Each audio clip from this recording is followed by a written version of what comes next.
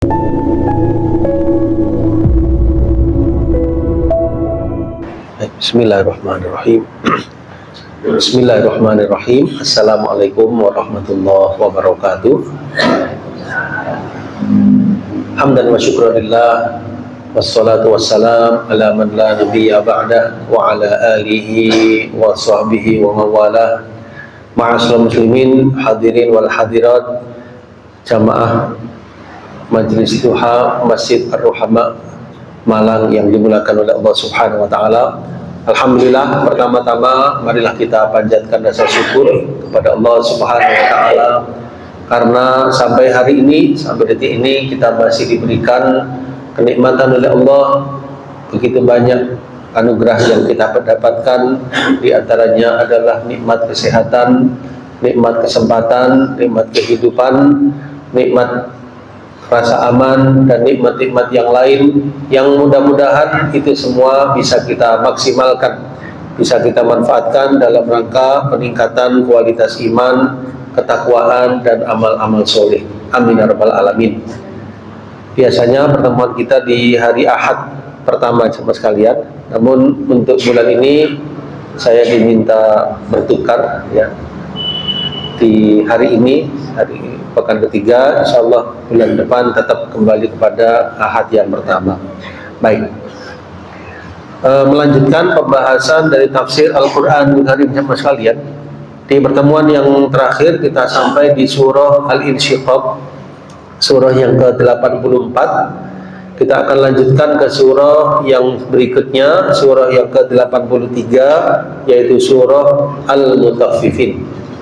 Karena kita dari An-Nas ya, sehingga dari 84 ke surah 83 Al-Mutaffifin.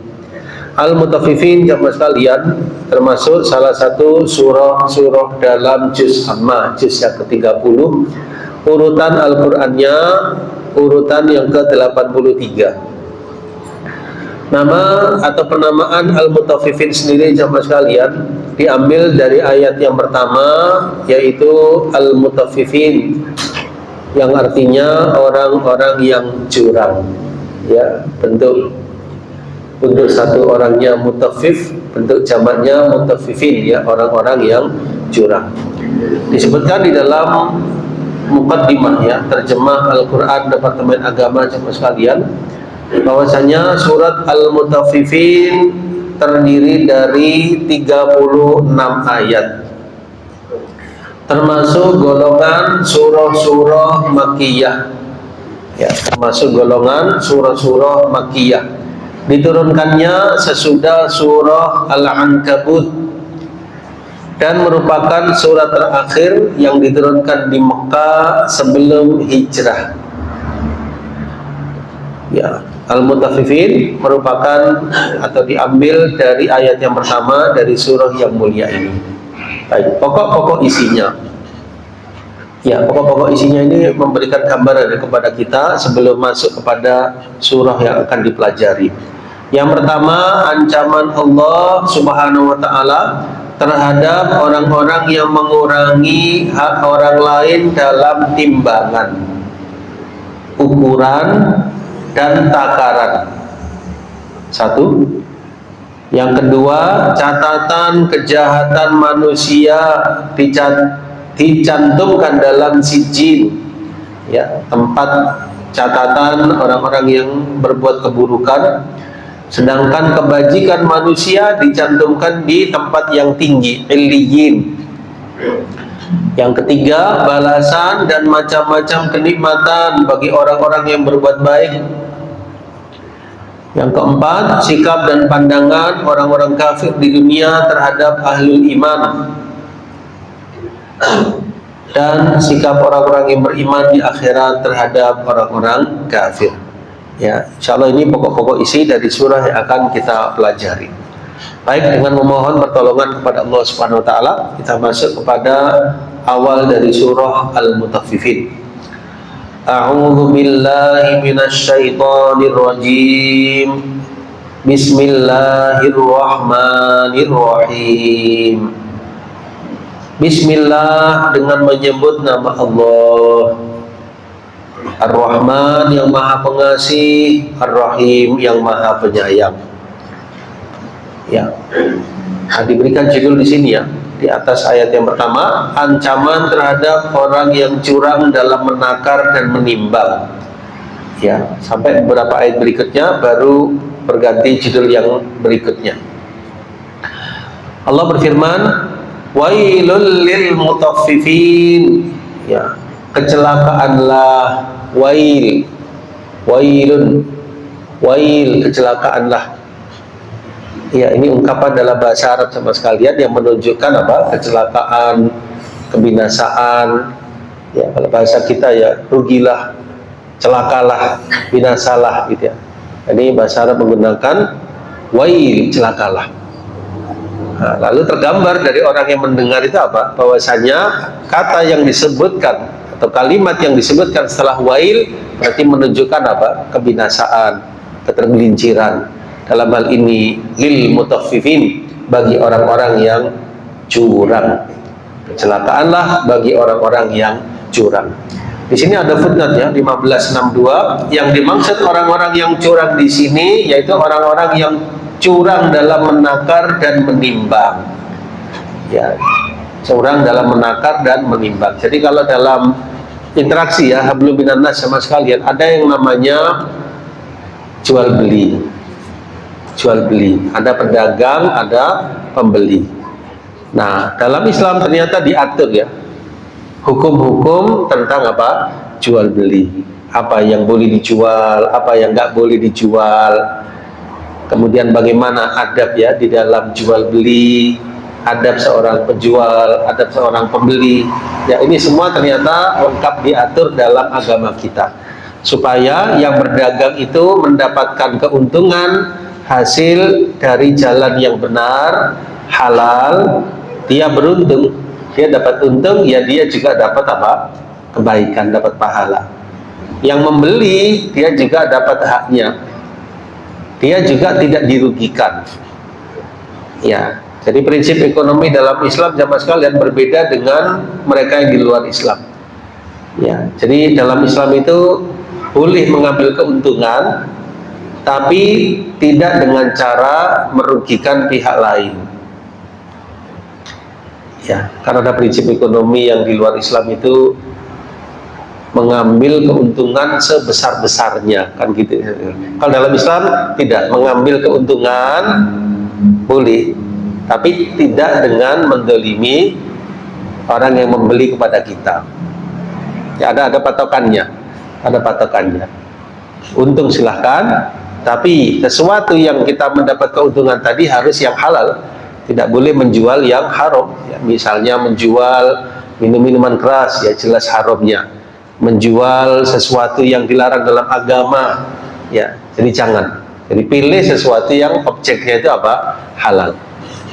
Kemudian cara menjualnya juga ada adabnya. Tidak boleh sampai apa?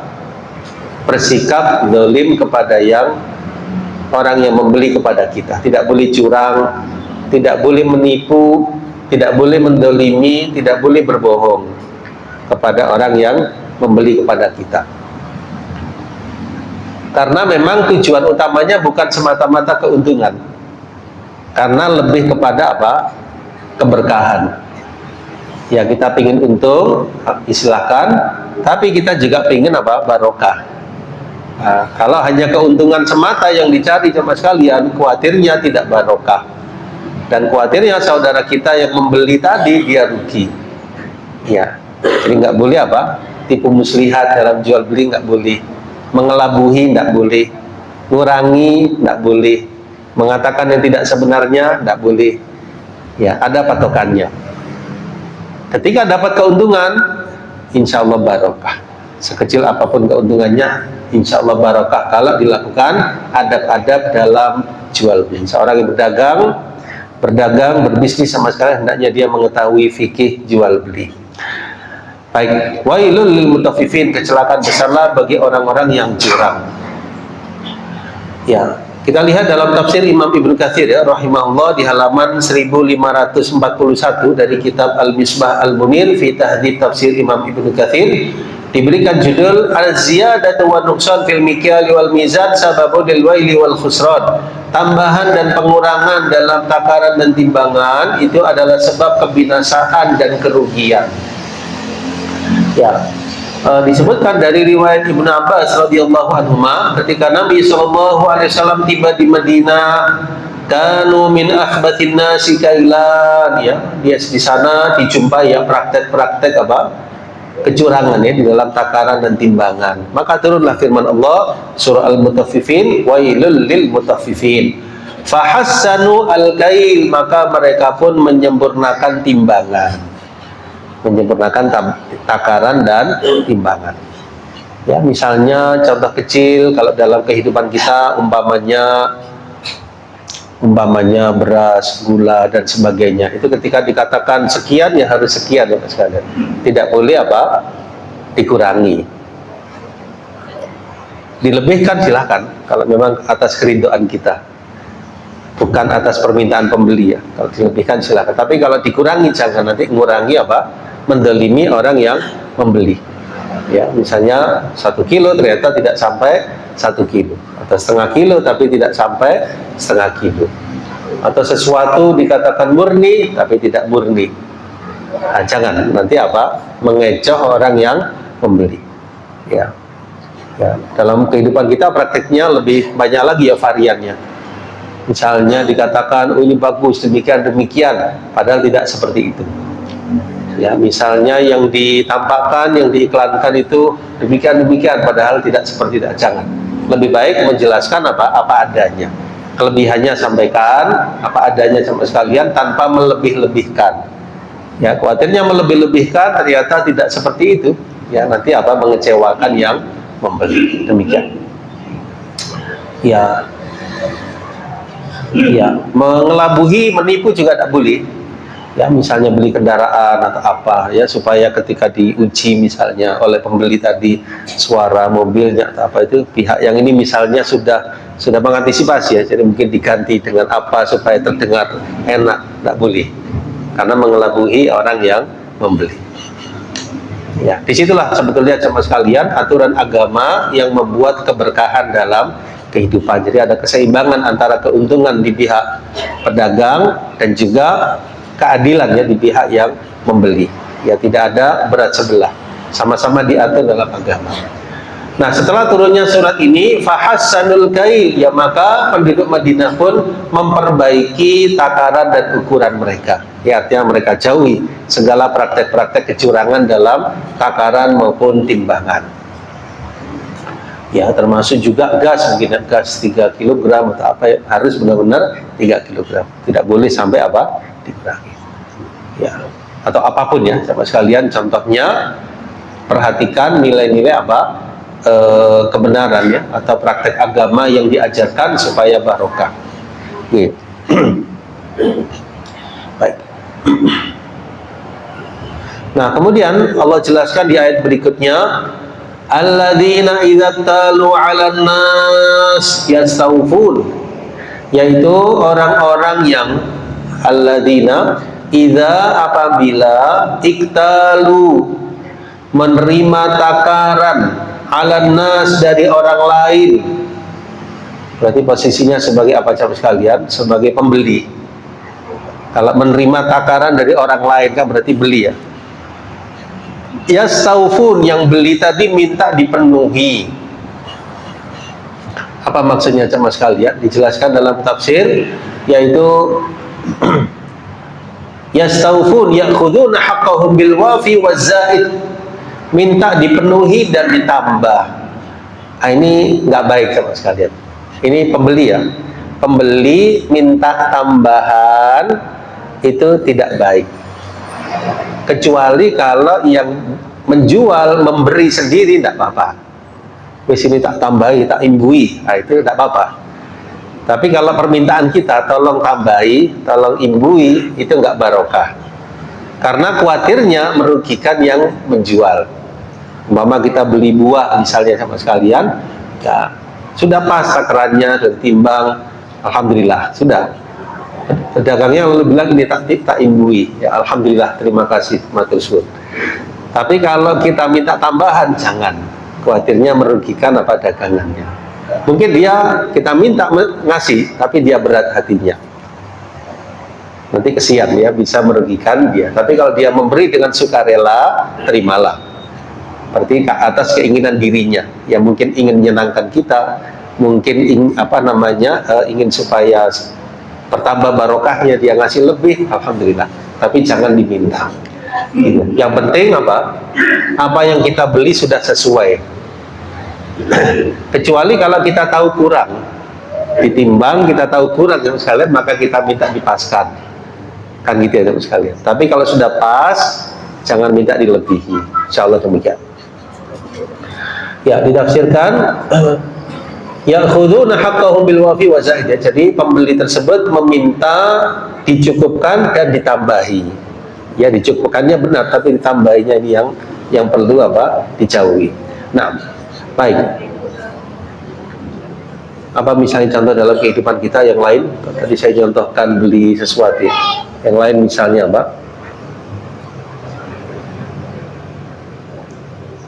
kalau ngicipi, bagaimana? Ngicipi ya, bahasa Jawanya ngicipi, mencoba itu boleh kalau diminta, kalau ditawari penjualnya boleh. Tapi kalau kita ngicipi sendiri jangan, karena masih belum hak kita. Kalau pedagangnya bilang ini cobaan, ini pepaya ini enak, ya dibuka, disuruh nyoba, ya silahkan, tidak apa-apa. Tapi kalau kita langsung nyoba, ya kismis atau apa itu jangan, karena masih belum hak kita. Jelas ya jemaah sekalian ya? Jelas ya? Karena walaupun kita nggak minta tambahan, kan belum milik kita, itu belum kepemilikan. Ini kelihatannya remeh, tapi dijaga ya dalam agama kita, supaya tidak ada kerugian di pihak pembeli maupun kerugian di pihak yang menjual. Nah, ya. Wa idza kaluhum aw wazanuhum yukhsirun. Nah, sekarang yang menjual. Wa idza kaluhum, dan kalau mereka itu menakar, aw wazanuhum atau menimbang untuk orang lain, berarti posisinya penjual, yukhsirun, mereka mengurangi. Ya, mengurangi takaran dan timbangan. Ya, yankusun. Nah, ini ya, sebelah kiri atas, yankusun, mereka mengurangi. Nah, ini nggak boleh mengurangi sama sekalian. Mungkin kalau boleh kita luaskan, termasuk juga mencampuri, misalnya jual susu, misalnya susu murni, nah, berarti ya murni sampai sekarang, tidak boleh dicampuri, gitu ya. Kalau kita nggak yakin murni atau tidaknya, ya sudah, nggak usah dikatakan murni, ya susu gitu aja. Kalau kita yakin murni, kita sebutkan murni, berarti harus murni. Kan ada kasus ya di masa dulu itu, ada seorang ibu yang mencampuri dengan air, maka ditegur oleh siapa? Putrinya. Ya kan nggak ada yang melihat, maka putrinya tersebut mengingatkan ya bahwasanya ada Allah Subhanahu Wa Taala yang melihat. Ya. Meskipun pembeli mungkin tidak tahu. Ya, jadi kalau kita berani mengatakan murni sebagai pedagang, ya berarti kita pastikan kemurnian. Kalau kita tidak tahu, ya sudah tidak disebutkan murninya. Nah, wallahu a'lam bishawab.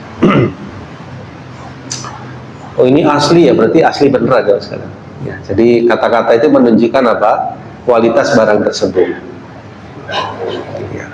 Jadi semakin hati-hati dalam berbisnis, berjual beli, disitulah sebetulnya letak keberkahan. Ya. Jadi yang diinginkan itu bukan semata-mata keuntungan pribadi, tapi keuntungan yang barokah. Ya, untung, barokah, orang lain juga senang. Gitu ya, sahabat sekalian, tidak terzalimi. Ya, baik. Ya, dalam surat Al-Isra, ya, Al-Isra 35, Allah berfirman, wa auful kaila, dan penuhilah takaran. Idza qiltum, kalau kalian menakar, wazinu bil qistasil mustaqim. Ya, hampir semakna dengan ayat kita ya. Jadi perintah untuk memenuhi takaran dan timbangan. Memenuhi takaran dan timbangan. Nah, Juga Al-An'am 152 ya, wa auful kaila, dan penuhilah takaran, wal mizan, dan juga timbangan, bil qis ya, dengan adil ya, dengan benar. La nukallifu nafsan illa usaha. Juga Ar-Rahman ayat yang ke-9, wa aqimul wazna, tegakkanlah wazan ya, maksudnya timbangan, bil qis, dengan benar, dengan adil, wala tukhsirul mizan, jangan kalian mengurangi timbangan. Nah, Allah Subhanahu wa taala membinasakan kaumnya Nabi Syuaib karena mereka itu apa? Berlaku curang dalam takaran dan timbangan. Ya, berarti pernah terjadi di masa dulu, di masa umatnya Nabi siapa? Nabi Syuaib alaihi salam. Ya, suka mengurangi takaran dan timbangan. Nanti nggak barokah ya, dalam harta yang didapatkan tidak barokah. Mungkin contoh lain kalau boleh kita lebarkan, misalnya praktek jual beli yang dilarang ya, atau muamalah yang dilarang, misalnya membohongi, nah itu nggak boleh.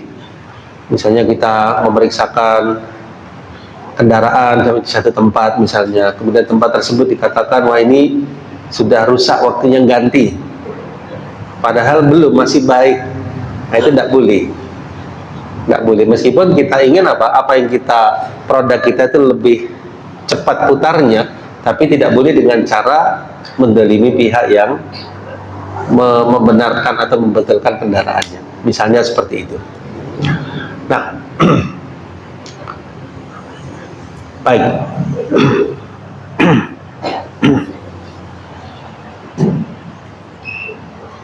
Ya, lanjutannya jamaah sekalian, di ayat yang berikutnya, ala yadhunnu ulaika annahum mab'utsun, ya, tidakkah orang-orang itu yakin, ulaika mereka, ala tidakkah, yadhunnu menyangka, maksudnya menyangka di sini yakin, ulaika mereka itu, annahum bahwasanya mereka, mab'utsun akan dibangkitkan.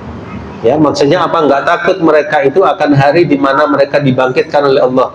Kenapa mereka berlaku curang sementara mereka tahu mereka kelak akan dihisab oleh Allah Subhanahu wa taala di yaumin azim, pada hari yang besar, yaitu hari kiamat, yauma yaqumun nas li rabbil alamin, pada hari manusia menghadap Tuhan semesta alam.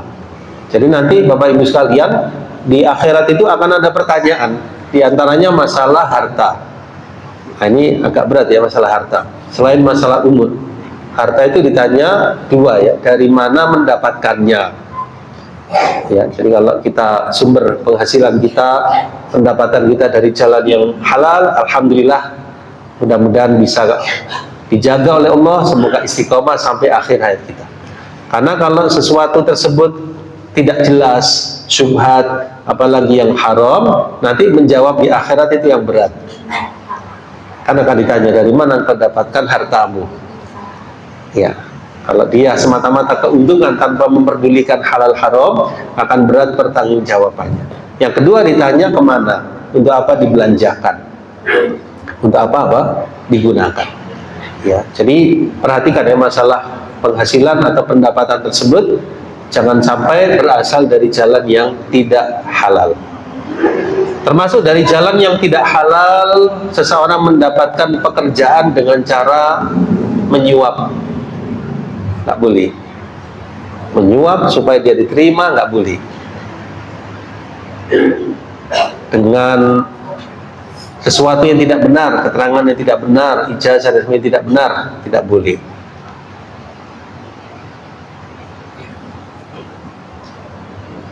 Mendapatkan hartanya dari jalan korupsi juga tidak boleh, perbuatan yang dilarang dalam agama. Dari jalan mengurangi hak seseorang juga tidak boleh, ini juga termasuk haram dan sebagainya. Banyak sekali ternyata kalau kita perhatikan, ada praktek-praktek yang di masa sekarang itu melebihi dari apa yang dilakukan di masa Nabi Syuaib alaihissalam. Kalau dulu hanya takaran timbangan, dan sekarang prakteknya banyak sekali. Ya, baik.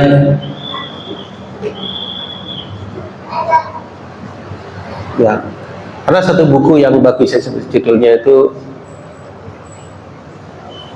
Harta Haram Muamalat Kontemporer. Ya, ada buku judulnya Harta Haram Muamalat Kontemporer, tebal satu jilid ya, karya Dr. Irwandi Tarmizi. Itu banyak sekali ya disebutkan ya, khusus ya masalah muamalah. Ya, harta haram muamalat kontemporer. Ini salah satu rujukan ya, di samping kitab-kitab ulama yang lain. Baik, kita lihat dalam tafsir Imam Ibnu Katsir ya, rahimahullahu taala, tentang ayat yang mulia ini, takhwiful mutaffifin minal qiyam baina yaday rabbil alamin.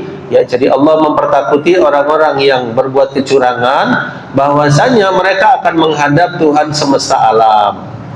Ya, jadi tidakkah takut mereka itu dari hari berbangkit menghadap Allah Subhanahu wa taala yang Maha mengetahui segala rahasia, apa yang terdetik dalam hati pada hari yang besar, pada hari yang agung, hari yang kathirul faza, hari yang dahsyatnya luar biasa, sangat menakutkan.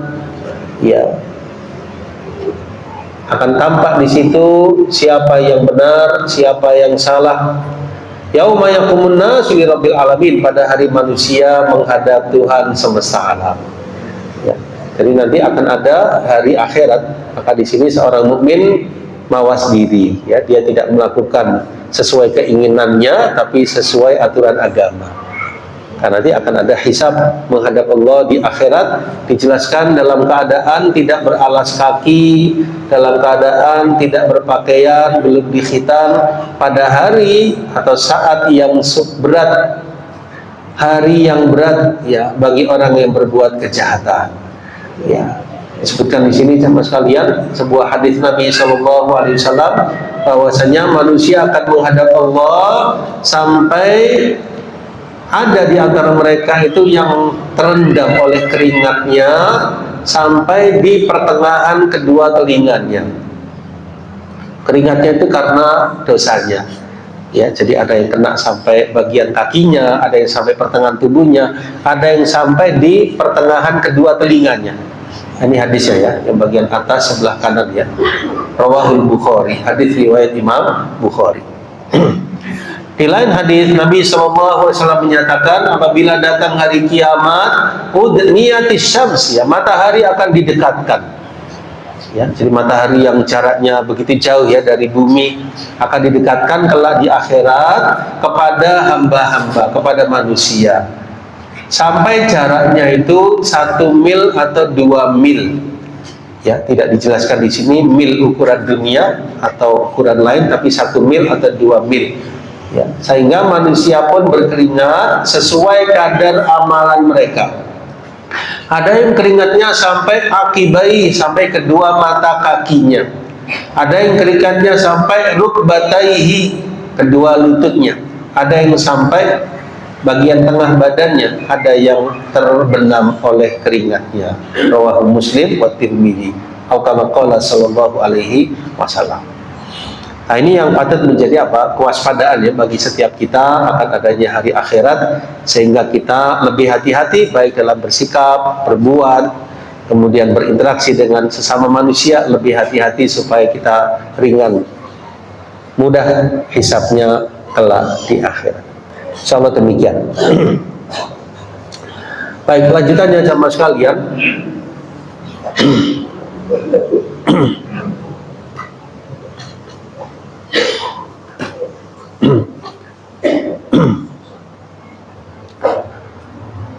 Ayat berikutnya, ya, kalla inna kitabal fujjari la fi sijjin. Ya, dijelaskan sini pakai judul atau dengan judul keadaan orang-orang yang durhaka pada hari kiamat. Kalla, sekali-kali janganlah demikian, janganlah berbuat curang. Inna kitabal fujjar, sesungguhnya kitab catatan amal orang-orang yang durhaka itu la fi sijjin, ya, tersimpan di sijjin. Ya, jadi sijjin itu kita lihat footnote, nama kitab yang mencatat segala perbuatan orang-orang yang durhaka.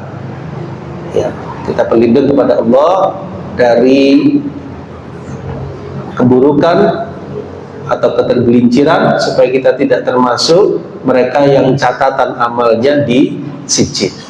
Wa ma adraka ma sijjin, tahukah engkau? Wa ma adraka ma sijjin, apakah sijjin itu? Kitabum marqum, yaitu kitab catatan amal marqum yang tertulis. Ya. Kita lihat dalam tafsir Imam Ibnu Katsir rahimahullahu taala. Ya. Di sini ada sebuah riwayat ya, bagaimana Nabi SAW pernah sholat malam, lalu beliau membuka sholat malamnya itu sama sekalian dengan bacaan ya takbir ya 10 kali, ya tahmid 10 kali, tasbih 10 kali, istighfar 10 kali. Lalu beliau berdoa, Allahumma ghfirli wahdini warzuqni wa'afini. Ya Allah, ampunilah hamba, berilah hamba petunjuk, berilah hamba rizki, berilah hamba keselamatan. Dan beliau berlindung dari sempitnya maqam di hari kiamat. Padahal beliau Nabi dan Rasul yang dijamin surga, masih berlindung, khawatir ya kepada Allah Subhanahu wa ta'ala. Ya, ini luar biasa ya kalau kita perhatikan bagaimana sholat-sholat Nabi SAW, terutama sholat tahajud beliau yang sangat menjiwai, sangat beliau tadabburi, dan beliau meresapi ya setiap bacaan-bacaan di dalam sholat-sholat beliau. Ya, kalla inna kitabal fujjar la fi sijjin, ya di bagian bawah, yaqulu ta'ala haqqan inna kitabal fujjar la fi sijjin, benarlah sesungguhnya catatan orang-orang yang berbuat kejahatan itu berada pada sijjin. Ya, kita pindah ke atas sebelah kiri, ay anna masirahum, ya jadi tempat kembalinya mereka, wa ma'wahum, tempat bernaungnya mereka, la fi sijjin, ya benar-benar di sijjin. Sijjin dari kata sijen, sijen itu penjara, ya berarti sesuatu yang sifatnya tertutup ya, tidak bisa keluar, sijjin. Maksud dari sijjin adalah abdih, kesempitan, kesempitan. Ya. Wa ma adraka ma sijjin, tahukah engkau apakah sijjin itu? Ai huwa amrun 'adzim, ya perkara yang besar. Sijnun muqim, ya penjara yang abadi. Adzabun alim, azab yang kekal abadi, azab yang pedih. Nah, lalu di mana tempatnya jemaah sekalian? Ya. Summa qad qala qailun hiya tahtal ardi sabi'ah, ya ada yang mengatakan sijjin itu di bagian bumi atau di bawah bumi yang ketujuh. Ya Allah yang Maha tahu ya. Dikatakan tahta al ardi sabi'ah, di bawah bumi yang ketujuh.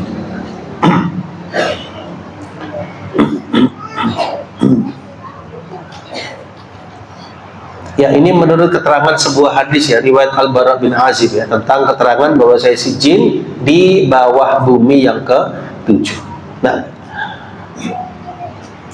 ya, ayat yang berkaitan surat At-Tin 5-6. Tsumma radadnahu asfala safilin.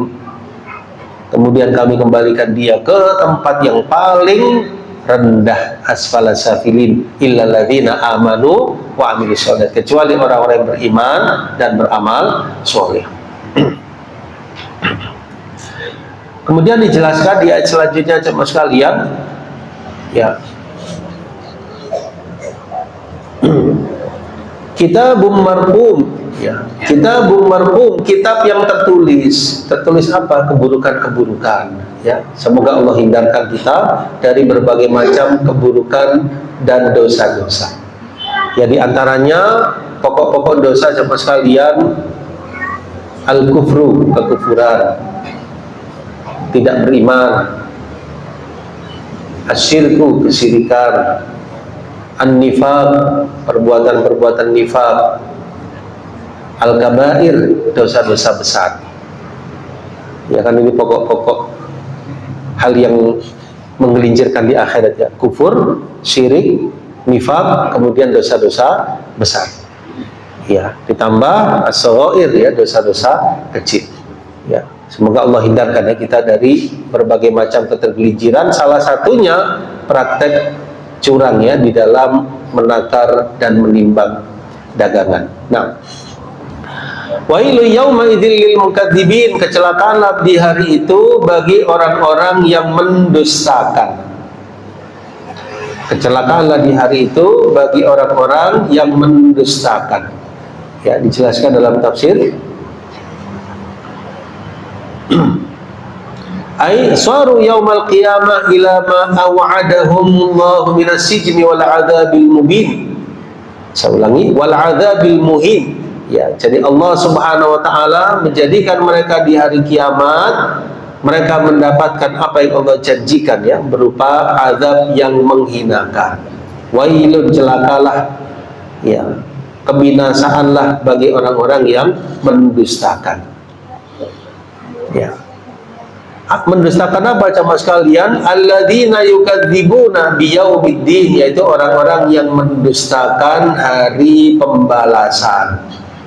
Nah, berarti sekarang berpindah ya, kalau tadi lebih kepada kecurangan dalam timbangan, nah sekarang di antara bentuk dosa manusia jamaah sekalian yang bisa menjerumuskan ke neraka yaitu mendustakan hari pembalasan. Ingkar terhadap adanya hari pembalasan, sebab utama masuk neraka khalidina fiha abada, selama-lamanya. Kalau seseorang mendustakan hari pembalasan dan dia meninggal di atas itu, maka ini adalah dosa yang tidak berampun. Alladzina yukadzibuna biyaumiddin, ya, orang-orang yang mendustakan hari pembalasan. Kapan hari pembalasan itu terjadi? Setelah terjadinya hari kiamat. Ya, jadi hari kiamat, kemudian disangkakan yang kedua akan dihidupkan manusia dari alam kuburnya untuk masing-masing menerima hisabnya. Disitulah hari pembalasan. Nah, di sini terbelah menjadi dua ya. Kalau kita ahlul iman mengimani akan adanya hari kiamat, akan adanya hari berbangkit, akan adanya hari pembalasan. Nah, kalau orang yang nggak beriman, dia tidak beriman, mengingkari, nggak percaya akan adanya hari kiamat, nggak percaya akan adanya hari berbangkit, nggak percaya akan adanya hari pembalasan. Nah, kita alhamdulillah diberikan ketetapan oleh Allah di atas iman, di antaranya iman kepada hari akhir.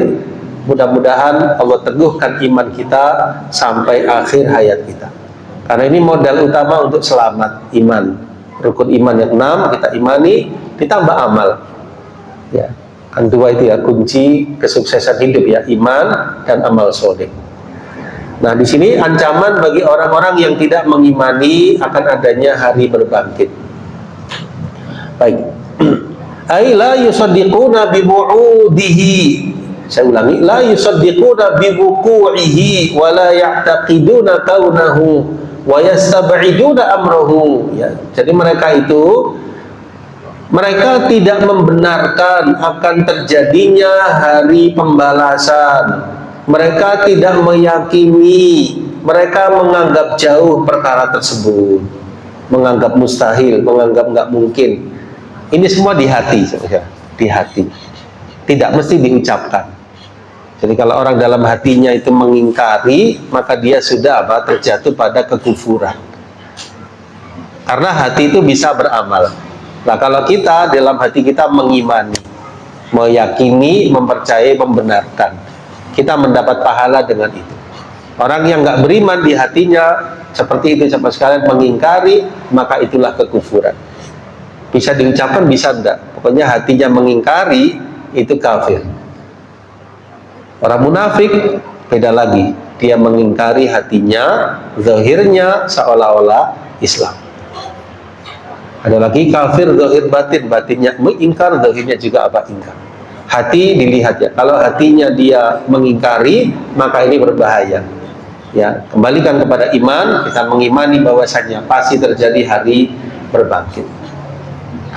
Ya, banyak sekali ya ada dalam Al-Quran yang menjelaskan ya bahwasanya Allah Maha mampu menghidupkan setiap yang telah mati dari kuburnya. Ya, ya, diantaranya Allah misalkan ya bagaimana tumbuh-tumbuhan yang tadinya mati layu Allah sirami hujan kemudian tumbuh Ya, begitu pula lah manusia dari alam kuburnya nanti akan dibangkitkan oleh Allah Subhanahu wa taala, dan itu adalah mudah baginya. Mudah bagi Allah Subhanahu wa taala. Meskipun jasad sudah berkalang tanah. Caranya bagaimana? Serahkan kepada Allah. Allah Maha mampu. Allah Maha mampu. Ya, kita yang ada dulunya nggak ada, Allah Maha mampu menciptakan. Ya. Kan dulu kita nggak ada, lalu ada. Berarti mengembalikan penciptaan jauh lebih mudah bagi Allah Subhanahu wa taala. Wa huwa ahwanu alaih. Lebih mudah bagi Allah Subhanahu wa taala. Baik. Wa ma yukadzibu bihi illa kullu mu'tadin athim. Ya, tidak ada yang mendustakan hari pembalasan itu kecuali kullu, setiap mu'tad, orang yang melampaui batas, athim, lagi banyak dosa. Tidaklah mendustakan hari pembalasan itu kecuali setiap orang yang melampaui batas, lagi banyak berdosa.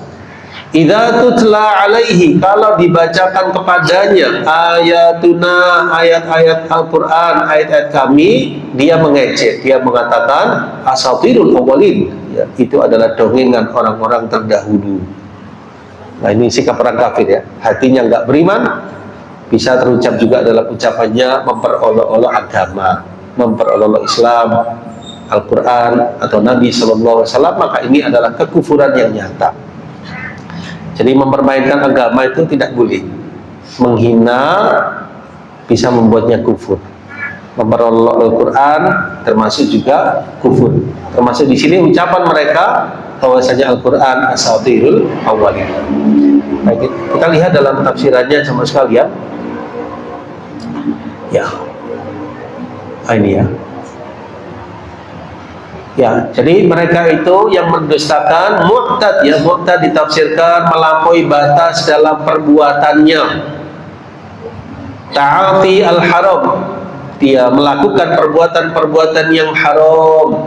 Wal mujawaza fi tanawulil mubah, berlebih-lebihan dalam permasalahan yang mubah. Al-athim fi aqwalih, banyak dosa dalam ucapannya. Kalau dia berbicara berbohong, kalau dia berjanji mengingkari, kalau dia khosoma fajar, ya, kalau dia berdebat kusir. Ya, intinya ciri orang yang berdustakan itu diantaranya melampaui batas dan suka berbuat dosa baik secara ucapan maupun perbuatan. Ya, kalau dibacakan kepada mereka ayat-ayat kami, mereka mengatakan asatirul awwalin. Ya, jadi tafsirannya, apabila dibacakan kalamullah dari Rasul sallallahu alaihi wasallam, yakdzibu bihi, dia mendustakan. Ya, mendustakan ini apa ya istilahnya, itu pokok dari segala keburukan, Bapak sekalian. Ya, iman pokok segala kebaikan, mendustakan iman itu adalah pangkal dari segala kejahatan. Mendustakan dalam hatinya. Wa yadhunnu bihi dhannasu. Saya ulangi, wa yadhunnu bihi dhannasu. Ya, dia menyangka dengan persangkaan yang buruk. Dia menyangka Al-Quran itu adalah mufta'alun, majmu'un. Disangka oleh orang kafir, Quran itu dibuat, dikumpulkan dari kitab-kitab terdahulu, dibuat, bukan wahyu ilahi. Ya, ini persangkaan orang yang tidak beriman. Wal iyadzubillah. Kita sebagai orang yang beriman, kita meyakini sepenuh hati, kemantapan, tidak ada keraguan, Al-Quran kalamullah, firman Allah Subhanahu wa ta'ala. Ayat yang semisal Al-Furqan ayat yang kelima, wa qalu asatirul awwalin tatabaha fahiya tumla alaihi bukratan wa asila. Ya, orang-orang kafir itu mengatakan bahwasanya Al-Quran itu adalah dongengan-dongengan orang-orang terdahulu. Iktatabaha, ya, fahiyatumlah, diimlakkan kepada Nabi SAW di waktu pagi maupun di waktu sore. Artinya mencontoh yang kita terdahulu kemudian disampaikan sebagai ayat al-wahyu dari Allah Subhanahu wa ta'ala. Ini adalah tuduhan yang merupakan kekufuran yang nyata.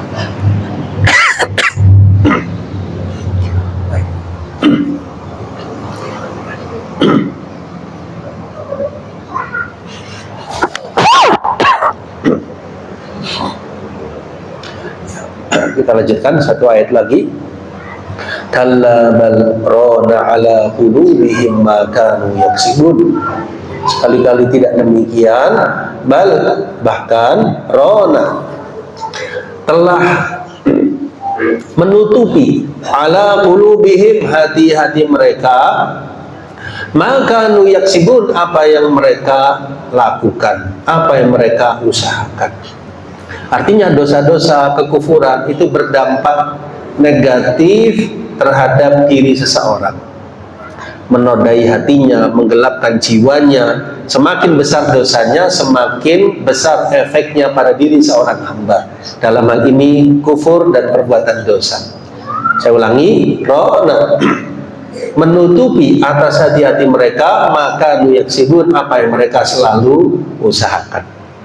Ibrah yang bisa kita ambil sama sekalian, kalau sama sekalian melakukan amal-amal kebajikan, amal soleh, itu mesti berdampak positif dalam diri kita. Hati insya Allah menjadi lebih tenang, lebih tentram, lebih membahagiakan hidup kita, mendapat hayatan thayyibah, ridha Allah. Sebaliknya, dosa membuat gelapnya jiwa, gelapnya hati, gelapnya wajah.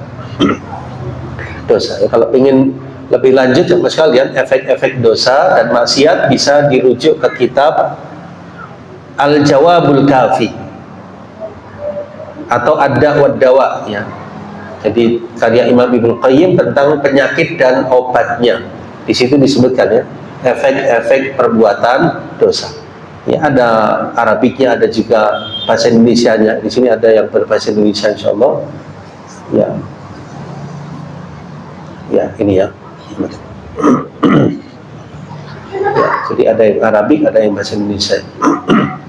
Kalau bisa di-download sendiri ini, ya. Efek-efek dosa ini, ya. Dampak negatif maksiat dan dosa, ya, dampak-dampak negatif maksiat dan dosa. Kalau kita sebutkan diantaranya, ya, ya, ini kemudaratan, dosa dan kemaksiatan. Ya, jadi ungkapannya indah sekali di sini Imam Ibnu Qayyim rahimahullah taala. Bukankah dosa dan maksiat yang menyebabkan ayah dan ibu kita, Adam dan ibu Hawa, dikeluarkan dari surga? Bukankah dosa telah mengeluarkan iblis dari kerajaan langit sekaligus menjadikan terusir dan terlaknat? Ya. Bukankah dosa dan kemaksiatan yang menyebabkan tenggelamnya penduduk bumi hingga air menutup puncak-puncak pegunungan, yang maksudnya di masa Nabi Nuh alaihissalam? Bukankah dosa yang mengakibatkan Allah mengirimkan angin kepada kaum 'Ad? Ya, bukankah dosa yang menyebabkan terkirimnya suara menggelegar kepada kaum Tsamud? Bukankah dosa yang menyebabkan terangkatnya desa kaumnya Nabi Lut yang mereka melakukan homoseksual, ya? Sampai-sampai para malaikat mendengar lolongan anjing mereka. Desa mereka dibalik bersama penduduknya, atasnya menjadi bawahnya, kemudian mereka dilempari bebatuan.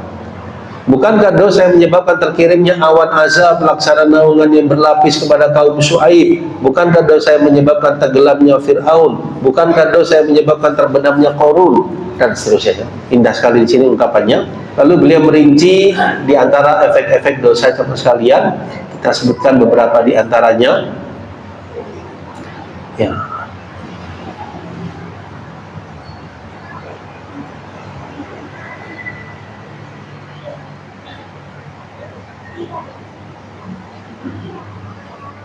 Ya.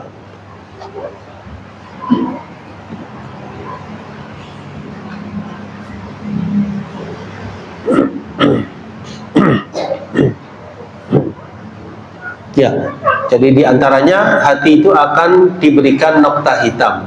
Innal mu'min idza aznaba dzamban, ya. Jadi seorang mukmin apabila berbuat dosa, maka diberikan satu titik hitam di hatinya. Kalau dia tobat, dia tinggalkan dosa itu dan mohon ampunan, maka hatinya mengkilap kembali. Kalau dia bertambah melakukan dosa, titik hitam itu juga ditambah sampai akhirnya menutupi hatinya. Itulah maksud firman Allah SWT yang dibahas di ayat kita tadi, kallabal rona. Sekali-kali tidak, sebenarnya apa yang mereka usahakan, yaitu dosa-dosa, telah menutupi hati mereka.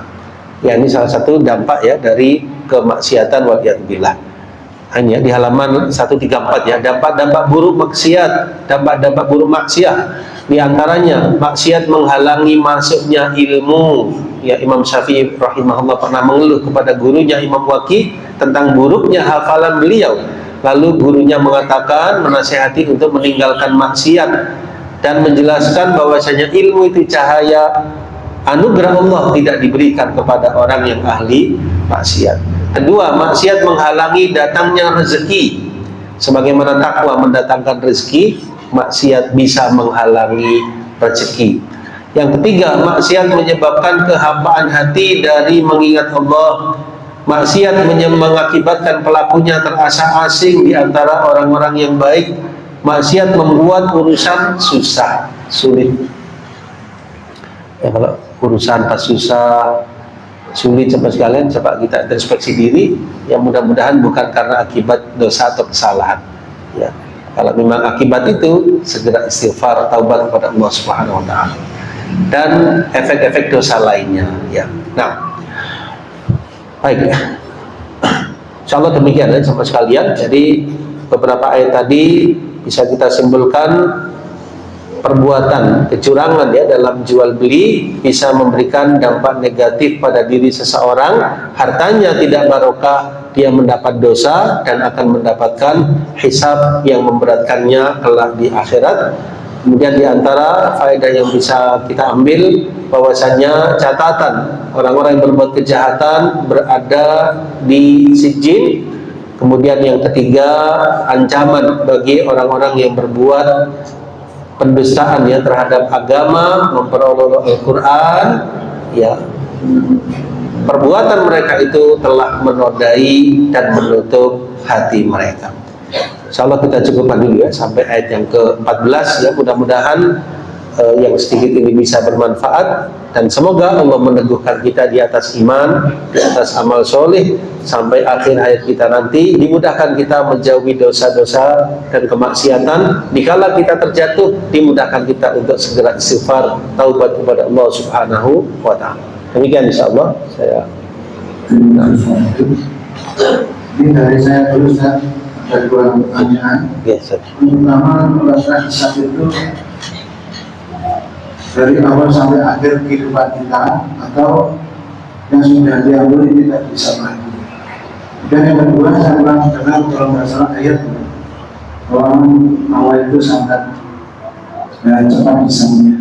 Mungkin bisa dijelaskan karena ada orang yang hisabnya cepat atau ada orang yang hisabnya lama. Terima kasih. Ya. Jadi pertanyaan pertama Pak? Itu bisa apa yang dari awal sampai akhir, ya, atau yang sudah ya diambilin awal itu tidak perlu dihisab lagi. Ya. Secara umum sama sekalian, nanti di akhirat itu ada beberapa golongan dari kalangan kaum muslimin. Ada 3 keadaan. Yang pertama, ada golongan yang tidak dihisab sama sekali. Ada yang kedua, ada golongan yang dihisab tapi hisaban yasiro, hisab yang mudah. Hisab yang mudah itu ditampakkan tapi tidak ditanya detailnya. Ditampakkan saja kepada hamba tersebut. Hasilnya baik, diberikan dengan catatan tersebut dengan tangan kanannya. Yang ketiga, hisabnya berat. Hisaban asiro, hisab yang berat. Hisab yang berat itu ditanya detail dari perbuatannya. Mulai kapan jamaah sekalian? Mulai dari balik sampai meninggalnya. Kalau ditanya berat, hisaban asira, maka ini sangat melelahkan, sangat memberatkan. Dalam hadis disebutkan, man nuqisal hisab udziba. Barang siapa yang dimunakosah hisabnya, maksudnya ditanya detail, itu dia disiksa. Maksudnya wallahu alam bisawab, belum lagi dia disiksa di neraka, hisabnya yang berat itu sudah merupakan siksaan tersendiri. Sudah merupakan apa? Sesuatu yang memberatkan dirinya. Ya, jangankan di akhirat ya, di dunia saja kalau ada orang yang ditanya, diinterogasi berjam-jam, itu kira-kira pikirannya tenang atau tegang? Ya pasti tegang, menguras energinya, sarafnya tidak bisa tenang, dia menjawab pertanyaan yang nggak ada senyuman, nggak ada apa, berat. Apalagi hisab di akhirat, hisab yang berat. Jadi belum lagi dia kemungkinan disiksa di neraka. Hisab yang berat itu saja sudah seakan-akan siksaan bagi dirinya. Ditanya berbagai hal. Coba kalau kita renung ya, mulai kita balik sampai sekarang, apa saja perbuatan kita kan nggak bisa merinci. Mungkin kita hanya ingat poin-poinnya atau secara umum, tapi rinciannya kalau bisa ditanya apa enggak, bingung kita. Ya pasti berat sama sekali. Ditanya di tahun sekian, di jam sekian, di hari sekian, kau melakukan demikian, kenapa kau melakukan demikian? Apa enggak berat? Hisaban asira. Ya mudah-mudahan kita termasuk golongan yang hisabnya dimudahkan, hisaban yasira, digampangkan oleh Allah Subhanahu wa taala, dan syukur-syukur tanpa hisab. Tapi kalau ingin tanpa hisab ya tentunya lebih maksimal lagi ya kualitas imannya, takwanya, menjauhkan diri dari hal-hal yang tidak baik semakin tinggi, lebih mudah. Kalau tidak, hisaban yasira saja sudah luar biasa. Kalau hisabnya berat, itu cirinya dengan tangan kiri menerimanya atau tangan kiri dari arah belakangnya. Itu yang pertama ya. Jadi insya Allah dihisabnya mulai dari apa? Masa balik. Kemudian halal yang lalu, kalau sudah istighfar, sudah taubat, ya insya Allah sudah termaafkan di sisi Allah Subhanahu wa ta'ala. Itulah pentingnya apa? Pentingnya istighfar dan taubat. Juga sebelum itu pentingnya muhasabah. Muhasabah itu kalau bisa jemaah sekalian setiap hari sebelum kita tidur di malam hari. Jadi kita ingat hari itu melakukan apa saja. Kalau baik, ya kita syukur, mohon kepada Allah diterima amal kita, mohon supaya bisa dimudahkan. Kalau ada kurangnya di hari itu, lekas ditutup dengan istighfar. Kalau dosa besar ditutup dengan taubat. Sehingga sebelum tidur di malam hari selesai dari urusan apa? Dosa dan kemaksiatan. Besoknya begitu lagi. Sehingga waktu wafat sudah apa? Sudah sudah termuhasabahi setiap hari dari diri kita sendiri. Insya Allah lebih meminimalisir hisab di akhirat. Karena ada pesan sahabat Umar ya, hasibu anfusakum qabla an tuhasabu. Hisablah diri kalian sebelum kalian dihisab. Hitunglah diri kalian sebelum kalian diperhitungkan. Kadangkala terlewatkan ya sampai sekarang, karena mungkin syaitan itu membisikkan ya bahwa hidup masih panjang, atau nanti tobat kalau sudah usia lanjut, atau kadang dibisikkan kepada kita bahwasanya kita nggak ada kesalahan, nggak ada dosa, kadang seperti itu. Maka seorang mukmin hendaknya selalu khawatir karena amal kita belum tentu diterima, kesalahan kita ada, mesti ada ya, sengaja atau tidak biasanya ada. Maka di sini segera tutup dengan istighfar kepada Allah Subhanahu wa taala. Yang kedua, bahwasanya innallaha sari'ul hisab, ya Allah itu sangat cepat hisabnya. Hisab yang cepat di sini itu pembalasannya. Ya, maksudnya jangan meremehkan apa? Dosa dan kemaksiatan. Allah itu Maha melihat. Allah Maha memperhitungkan semua amalmu. Ada malaikat yang mencatat amal perbuatan kita, semuanya dikumpulkan, dan Allah cepat hisabnya. Allah cepat apa? Hisabnya, sari'ul hisab. Ya kan nggak lama cuma sekali, nanti habis wafat langsung masuk di yang lahat alam barzakh, itu saja sudah ada balasannya, sudah ada apa? Nikmat kubur, ada apa? Azabul qabr. Semoga Allah hindarkan kita daripadanya. Berarti kan cepat ya. Proses hisabnya setelah kita dibangkitkan. Jadi Allah sangat cepat apa? Hisabnya. Jangan disangka Allah tidak membalasi perbuatan kita. Demikian insyaallah. Baik. Yeah.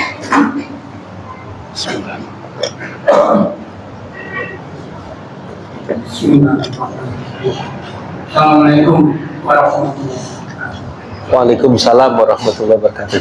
Masalah kekurangan timbangan itu saja sudah ditimbang sama, tapi ditimbang sama bungkusnya itu. Tapi bungkus itu juga berlebih. Ini yang kedua, ini saya bersemangat. Apa arti sebuah ramadan? Karena punya namanya di sini. Kalau artinya di sini secara arti amal itu tertutup. Saya tadi di artikel amal itu suatu mesin perusahaan SD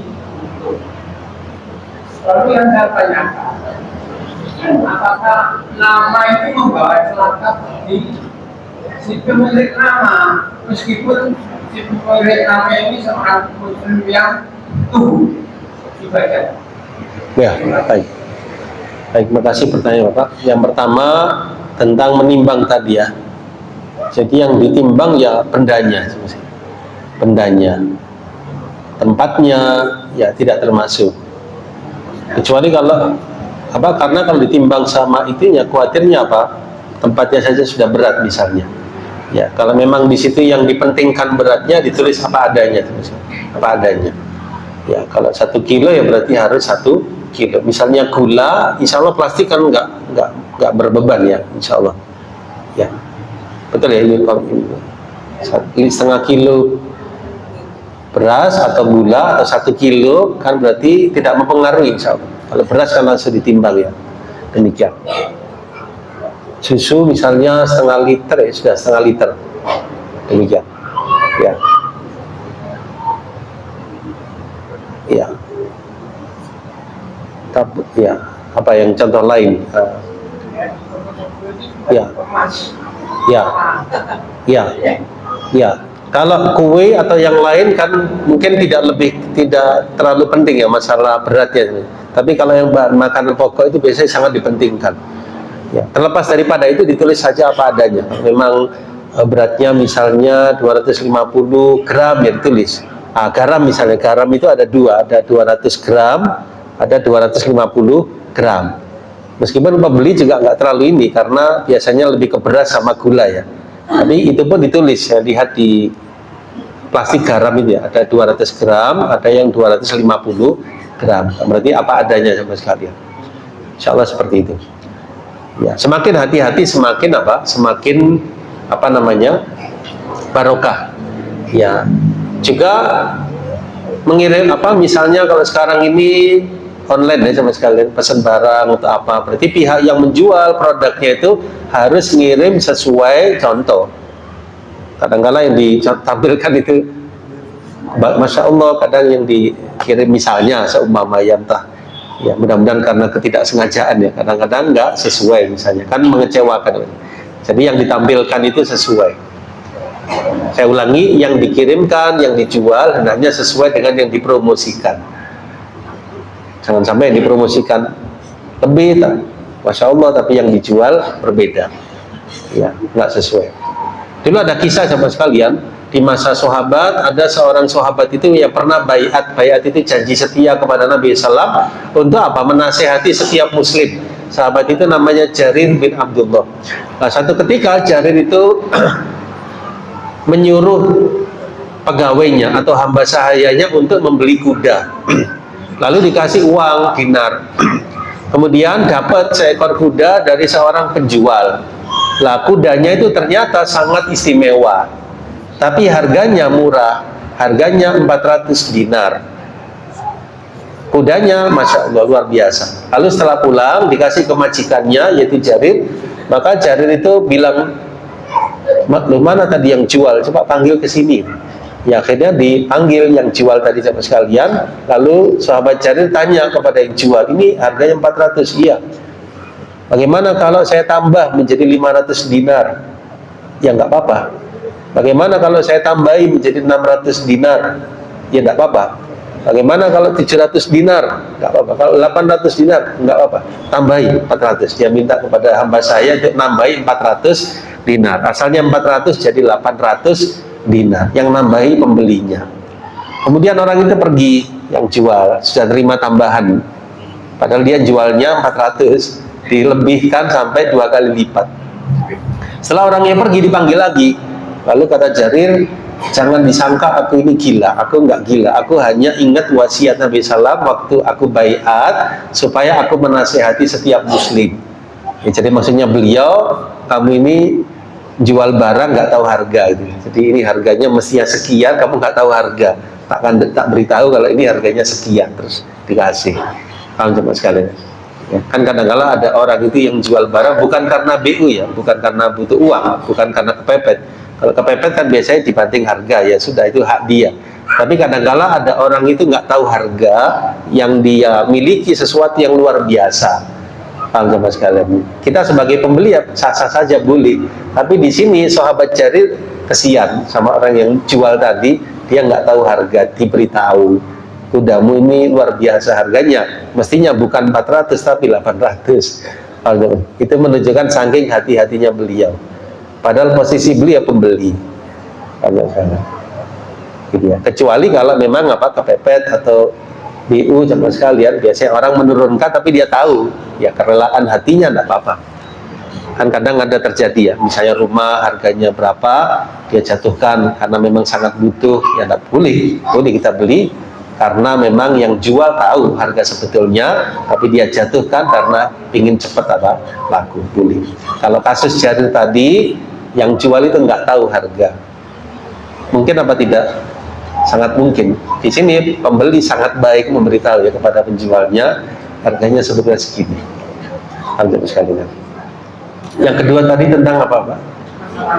Oh ya, nama itu sama sekalian sesuatu yang abadi.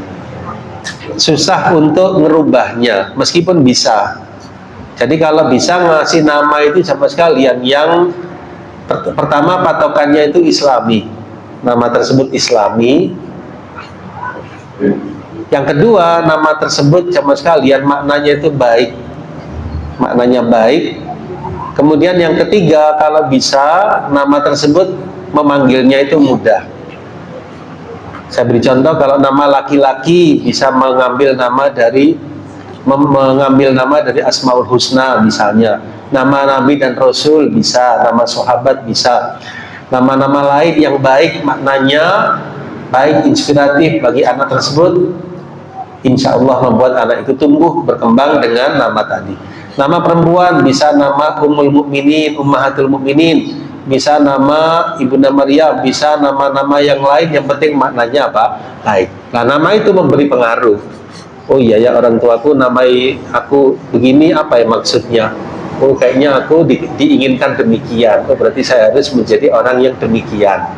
Kan gitu ya. Jadi memberi inspirasi dalam hati anak tadi. Dulu pernah ada kisah di masa sahabat, ada sahabat itu yang namanya Hazan. Hazan itu artinya sedih. Tidak tahu orang tuanya kok ngasih nama sedih. Hazan bahasa Arabnya. Lalu sama Nabi dirubah menjadi Sahal. Sahal itu gampang, mudah. Supaya anak itu tidak tumbuh dalam kesedihan, tapi tumbuh dalam optimisme ya, bahwasanya urusanku insya Allah mudah, insya Allah gampang. Ya berarti nama itu memberi pengaruh ya. Demikian. Kalau nama tersebut tidak baik sama sekalian, ya maka kalau bisa dirubah ya.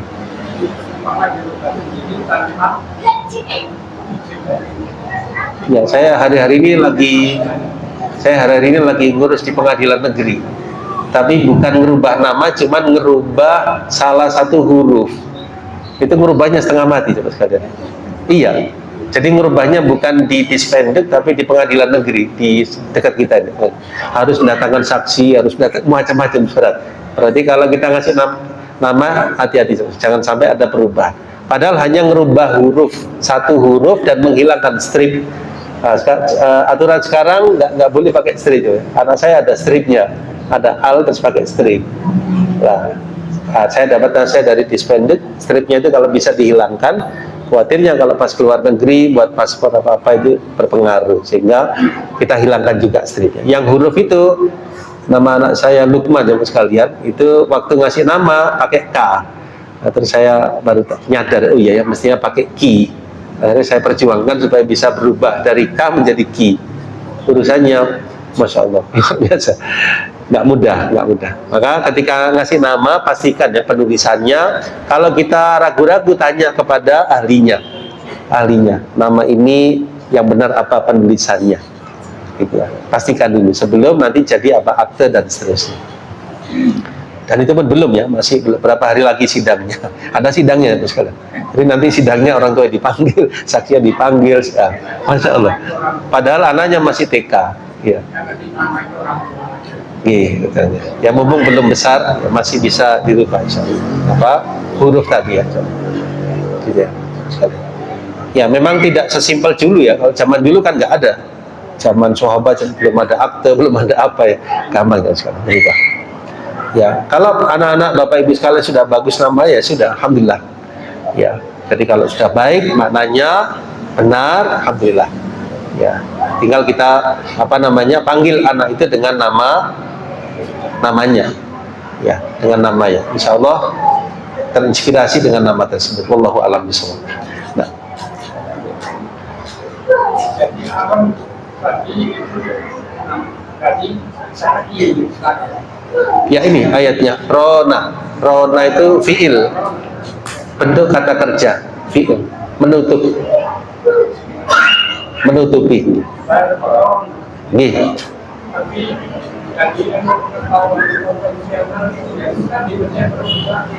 Oke, insya Allah tidak sampai ini Pak. Oke. Kalau dalam konteks ayat, rona di sini bentuk kata kerja, artinya menutupi. Nah, demikian insya Allah. Ya, barakallahu fiik. Mungkin Ibu mau bertanya, insya Allah. Setelah Ibu nanti ya.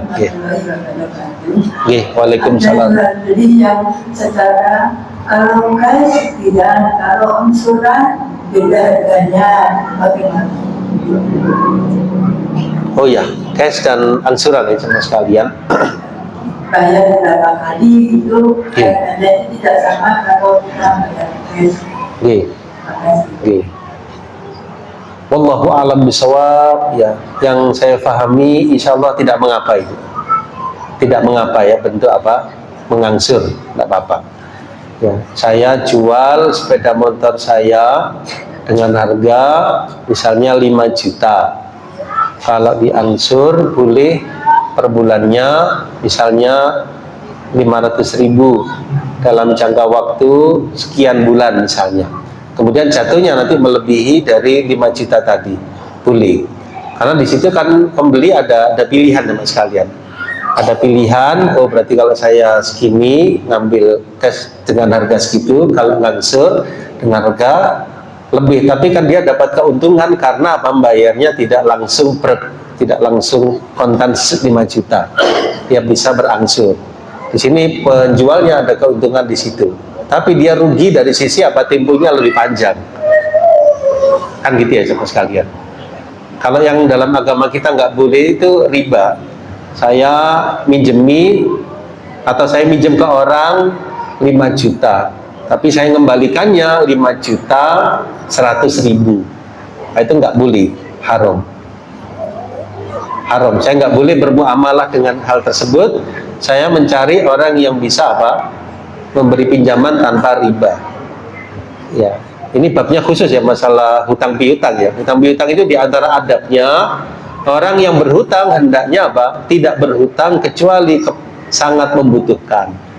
Ya, jadi jangan mudah berhutang. Kalau enggak kepepet sekali. Khawatirnya Khawatirnya ajal mendahului. Ajal mendahului nanti nyawa kita ya tergantung, juga memberatkan keluarga. Nah, kalau kita pas berhutang itu boleh hukumnya. Kalau memang perlu sekali silakan. Tapi kalau bisa ditulis, ada saksinya, hitam di atas putih, supaya nanti ketika diminta itu gampang, ada catatannya. Kadang-kadang yang membuat sungkan itu kan kalau yang pinjam itu keluarga atau teman, itu sungkan untuk membuat hitam di atas putih. Padahal ayat terpanjang dalam Al-Quran ayat tentang hutang, kan gitu ya. Jadi yang berhutang kalau sudah dihutangi hendaknya komitmen untuk membayar sama sekalian pada waktu yang telah ditentukan. Kalau saran saya mengembalikannya itu sebelum jatuh tempo, supaya kalau kita butuh lagi gampang. Kalau sekalian, kadang-kadang yang terjadi itu kan menghilang, ya entah kemana, nggak tahu kabarnya, atau melewati batas waktunya. Umpama terjadi seperti itu, kabarkan, mohon maaf saya nggak bisa, mohon tempo segini misalnya, sekian waktu lagi. Itu lebih baik terus terang daripada tidak ada kabar. Nah, kalau ada kemampuan sama sekalian, segera lunasi hutang tersebut. Usahakan lebih cepat, lebih baik, nggak ada tanggungan. Ada rezeki langsung lunasi, langsung dang selesai, dang mari. Bahasa Jawa, dang selesai, dang mari, nggak ada tanggungan. Ya, kalau ada rezeki ya, walaupun sebelum waktu jatuhnya segera lunasi. Itu insya Allah lebih meyakinkan kepada pihak yang dia memberikan piutang, memberikan hutang tersebut. Satu saat kita butuh, gampang. Insya Allah demikian aja Mas. Ya. Assalamualaikum warahmatullahi wabarakatuh. Waalaikumsalam. Maaf. Oke. Ini dalam beli emas hiasan. Kalau kita beli biasanya tambah dengan ongkos pembuatan. Kalau kita jual itu kurangi dengan pengusutan. Hukum jual beli. Terima kasih. Masya Allah. Saya belum berani menjelaskan Ibu kalau tentang emas. Saya belum berani menjelaskan kalau tentang emas. Ya, saya mohon maaf belum berani menjelaskan tentang masalah ini. Khawatir diri saya. Nah, ya, barakallahu fikum. Ya, yang lain barangkali. Assalamualaikum warahmatullahi wabarakatuh. Waalaikumsalam. Yang ingin saya tanyakan, menawar atau meminta potongan harga itu apa termasuk dalam tadi ayat 2? Terima kasih. Menawar boleh hukumnya. Kan ada hadis al-bayyi'an bil khiyar ma lam yatafarraqa. Dua orang yang berjual beli itu dalam pilihan, dalam khiyar selama mereka belum berpisah. Ini berapa harganya? Harganya 50.000. Boleh nggak saya tawar 45.000? Boleh. Kan di situ kita memancing ya, penjual tadi mau nggak turunkan harga. Kita nggak maksa. Kalau dia mau, ya alhamdulillah. Tadi di situ ada nego 47 aja ya sudah. Kita ridho, sudah sama-sama ridhonya, mencapai kesepakatan. Tapi kalau meminta diskon ya, minta diskon. Gimana harganya itu? Sudah terjangkau atau tidak? Minta diskon tadi.